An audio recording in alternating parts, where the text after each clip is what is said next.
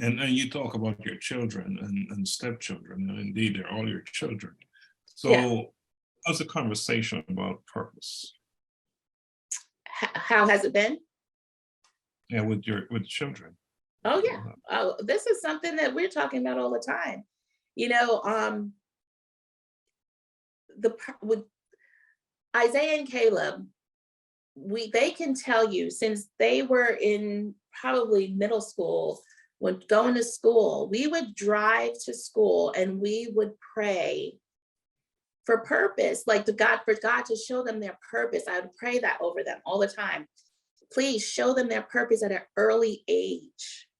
You know, don't let them sit there and have to be confused, and let them, you know, be aware of what their purpose is at an early age.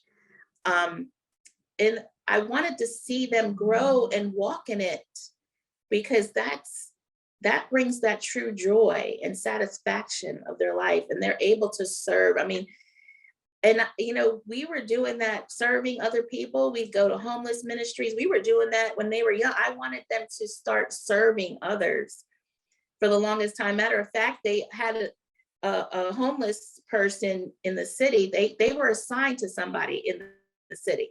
So whenever we saw them, we would try to sow a seed of monetary or food or whatever it is. They each had their individual person. And I wanted them to know, you know, that it's so important to serve, and that their purpose is probably going to be around serving. It's some sort of way or another. And yes, basically they are doing that. So it's, again, developing their purpose, you know, and you got to do it at a young age. We were doing it, and we would pray over it. We would pray over it all the time.